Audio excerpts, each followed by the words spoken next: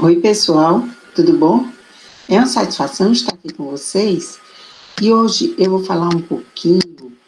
O tema dessa nossa conversa de hoje foi uma demanda de uma sobrinha, quase filha muito querida, que se formou em medicina recentemente.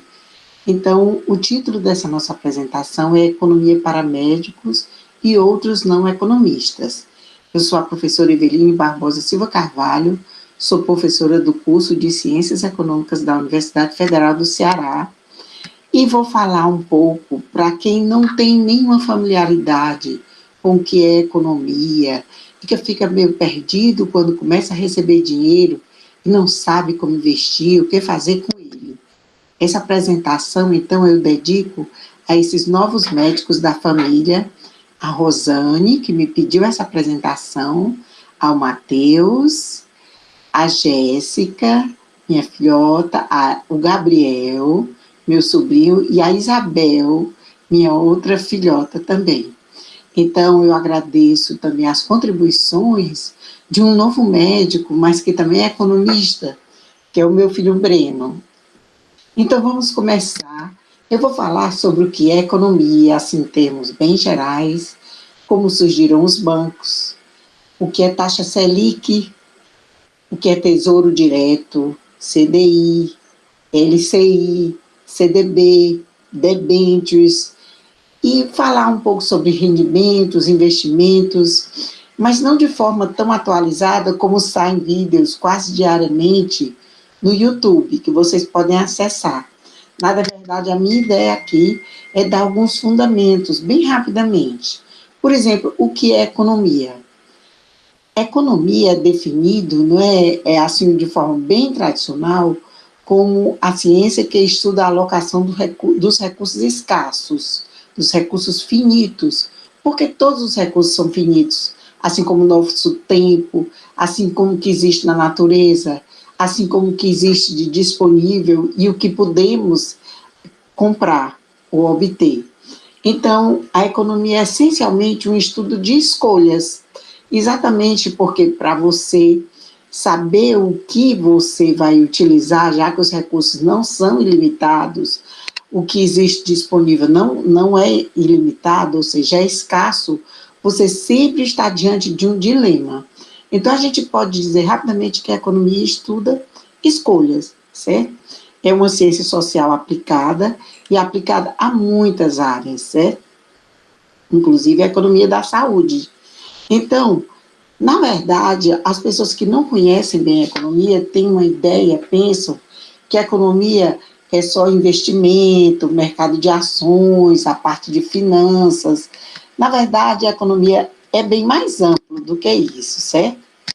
Então, a gente vai primeiro dizer, já que é o interesse da Rosane, né, é, falar sobre Selic, Tesouro Direto e alguns investimentos, nós vamos começar dos bancos, como é que eles surgiram, né? Meu pai, Raimundo Avelino, era professor da UES, Moedas e Bancos, e ele sempre falava isso em casa, certo? As moedas, né, avô de vocês, né? Então, muitos que vão ouvir aqui, talvez conheçam o livro dele, né, de economia brasileira. Então, a gente vai falar sobre como é que surgiram as moedas, certo? Como é que surgiram os bancos. Na verdade, moedas e bancos, né, é uma coisa que praticamente se confunde. A gente pode dizer que quando surgiram as moedas, logo depois surgiram os bancos. Foi quase uma coisa imediata, porque antes que eu diga, no tempo dos fenícios, antes de Cristo, né, havia o escambo, certo? E bem antes dos fenícios havia o escambo, mas o escambo, aquele sistema de trocas, é uma coisa meio complexa, que às vezes você quer vender uma coisa, o outro não quer comprar o que você tem para oferecer. Então, logo pensar em algo que pudesse ser difícil de conseguir, tipo raro, que não tinha assim disponível para todo mundo e que tivesse certo valor. E, inicialmente foram utilizados, né, búzios, né, aquelas coisas do mar, as conchas, mas isso tem disponível no mar em abundância, né? Então não se via muito bem.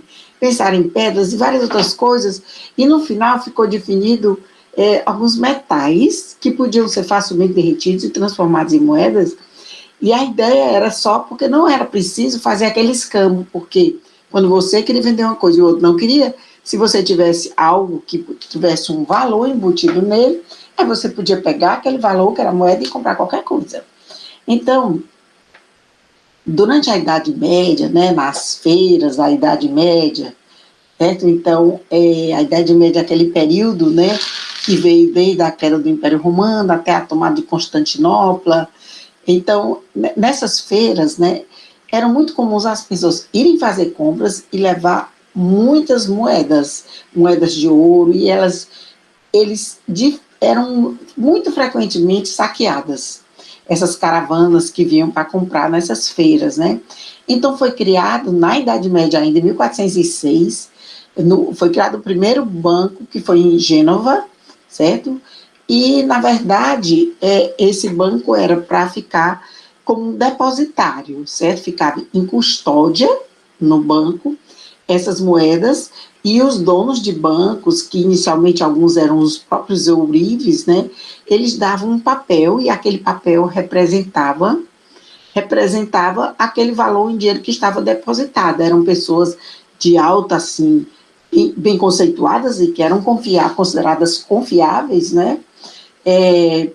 E depois de algum tempo se começou a observar de que aquela papel que era dado para fazer o negócio, que na verdade era o início do papel, moeda, né, o papel que é a cédula, né, ele muitas vezes ficava lá depositado nesses bancos, mas eles dificilmente tiravam tudo de uma vez.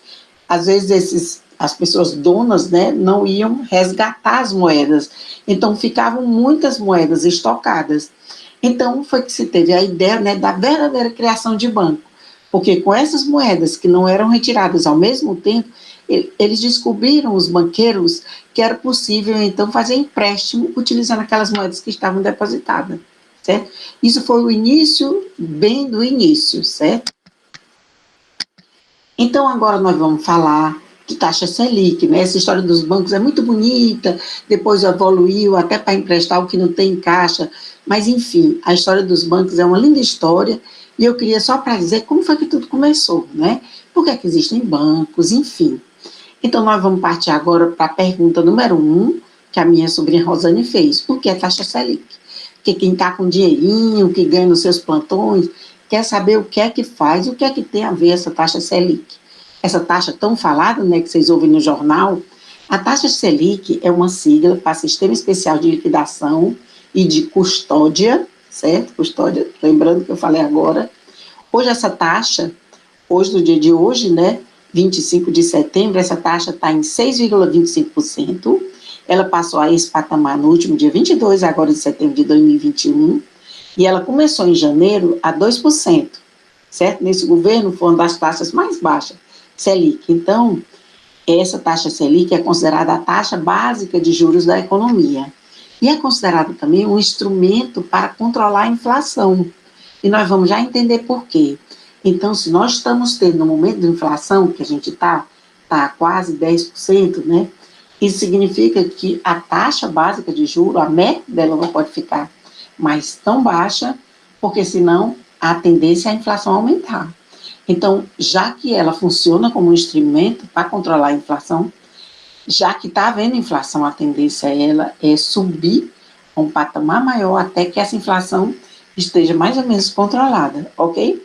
Isso pode dizer muitas coisas para vocês, futuros investidores, né? Então, essa taxa Selic, na verdade, ela é como se fosse um balizador e ela influencia as taxas de juros de tudo, de empréstimo, quando você vai num banco tomar um empréstimo, um financiamento, que é quando você vai financiar um carro, né? E vai ser o dinheiro diretamente para a empresa que vai vender o carro, e também as suas aplicações, os investimentos que vocês vão fazer, certo? Então, a taxa Selic, quando ela, o que eu estava falando antes, né, como ela funciona como um instrumento de controle da inflação. Quando há uma redução na taxa Selic, o que acontece na prática é que diminui o custo de captação dos bancos.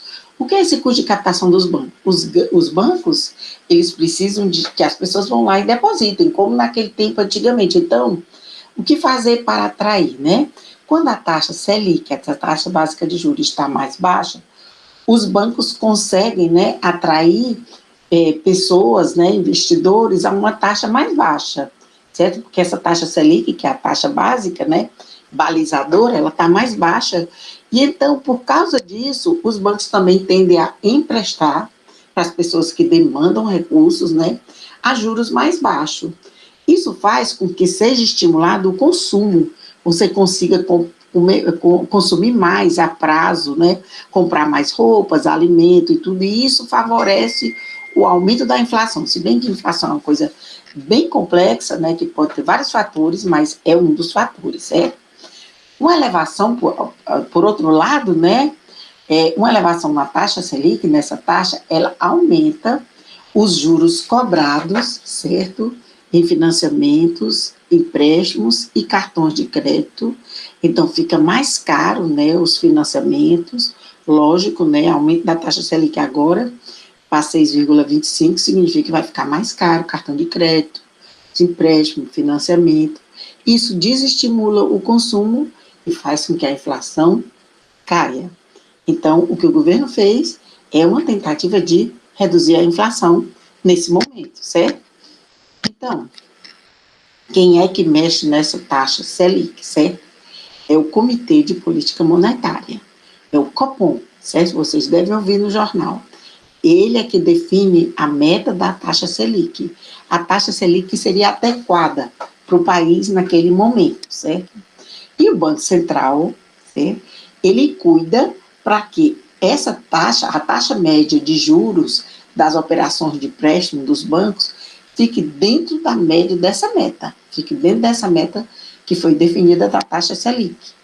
Então, na negociação dos títulos públicos federais, que nós vamos já falar, são transferidos os títulos para o comprador e a Selic, a taxa Selic, ela é que determina o crédito para o vendedor. Vou explicar para vocês. Nós vamos já falar de títulos públicos, que é um dos investimentos, certo? São títulos que são lastreados pelo governo federal, certo? Quando os títulos são transferidos para o comprador, você quer investir em títulos públicos do governo, você recebe, né, um título, hoje em dia é tudo pela internet, né? Um título você que é comprador. Aí você está fazendo isso e deixa seu dinheiro lá, por que você comprou esse título? Você fazendo isso, você está financiando o governo através dos bancos, né? E vai haver uma remuneração quando você vender de volta esses títulos. Aí você vai receber o que você aplicou, investiu, e mais o quanto você vai receber de crédito pelos juros, que é a remuneração do dinheiro que você deixou lá, que ficou como garantia aquele título. Então, para saber essa remuneração, além do que você investiu, é a taxa Selic que define isso, né? Então, existem alguns tipos, né, de aplicações financeiras, certo? Tem as de renda fixa e de renda variável, certo? Algumas dessas que eu vou falar, certo, são consideradas de renda fixa, mas a gente vai ver que nem sempre dizer que é renda fixa não significa que é pré-fixado o rendimento. Nós vamos já conversar, mas enfim, as aplicações financeiras consideradas de renda fixa são o Tesouro Direto, que é isso que eu estava falando agora de título do Tesouro Nacional, os CDBs, nós vamos já saber o que é, os LCIs e LCA. Esses são os principais, certo? E tem também os títulos de aplicações de renda variável, que são as ações, certo? Para quem não sabe, ações são papéis negociados em bolsa de valores. Essas ações rendem dividendos, foi uma pergunta que a Rosane me fez. O que são dividendos? Dividendos é o que é distribuído, certo? Do lucro das empresas. É assim, tipo assim, Rosaninha, você você aposta numa empresa, tem um valor, um recurso, e você vai comprar ações, que são papéis, como se fosse um percentual, uma fração daquela empresa. São empresas de capital aberto, as SAs, que têm papéis na Bolsa de Valores. Então, quando você compra um papel desse, é como se você tivesse transformado num sócio da empresa, porque você compra um papel, certo? Dessa empresa. Então, quando você faz isso, você está acreditando naquela empresa, no percentual, no potencial dela, e que ali vai lhe render dividendos, que são os lucros dessas empresas, que são divididos entre os acionistas, tá bom? Só para contar uma historinha, você se lembra do filme Titanic? Você se lembra da Rose e daquele noivo que queria casar com ela? Aquele noivo da Rose, depois no filme, né, apareceu que ele tinha, quando ela, depois de muitos anos, que aquele cara, ele se suicidou em 1929, na época conhecida como o crack da Bolsa de Nova York, que vocês devem saber dos livros de história. Naquele tempo, os Estados Unidos estavam num boom de consumo muito grande, muitas pessoas, da noite para o dia, criavam empresas sem ter um centavo, empresa de liquidificador, de batedeira, principalmente eletrodomésticos, e no início isso foi um sucesso estrondoso, várias pessoas compravam papéis, e quem não tinha nada ficava rico da noite para o dia, porque essas empresas iam vendendo, era estimulando todo o tempo o consumo, só que isso aconteceu, né, depois da Primeira Guerra Mundial, houve uns planos que outros países tentaram fazer as próprias produções, e nos Estados Unidos começaram a ser muito incentivado o consumo, mas você sabe que o consumo de geladeira, de fogão, tem um certo limite. Você não vai comprar 30 liquidificadores. Então, chegou um ponto que tinham tantas empresas ofertando, que tinham uma produção já tão elevada e um estoque tão grande, que as empresas começaram a falir. Quem percebe que vive nesse mercado de ação, aliás, quem investe em ação, deve ser uma pessoa muito bem informada, por isso que é muito importante os dealers, as pessoas que trabalham nesse cenário, porque as pessoas têm que ter altamente, muito mesmo, atualizadas sempre, sabendo o que é que vende, a hora de vender, a hora de comprar esses papéis, certo? Então, o marido da Rose conta lá no próprio filme que ele perdeu muito dinheiro nessa crack da Bolsa de Nova York, que foi quando várias empresas, percebendo que tinha um estoque muito grande, começaram a demitir funcionários e houve aquela tragédia na economia americana, e muitas pessoas que tinham investido muito em ações de empresas, esses papéis foram sendo vendidos cada vez a valores mais baixos, e quem tinha investido muito em algumas empresas perderam muito dinheiro, e foi o que aconteceu com o que ia casar com a Rose, do Titanic, certo? Então, um outro tipo de investimento, que é muito comum hoje, que tem em vários bancos, é o fundo multimercado, que ele combina a renda fixa e a renda variável. Então, ele é uma combinação de uma renda fixa, né, que tem certa segurança, mas que em geral não rende tanto, com a renda variável, que é tipo ações, né? E tem também o fundo de ações, certo? Todas essas aplicações dependem muito do perfil do investidor, certo?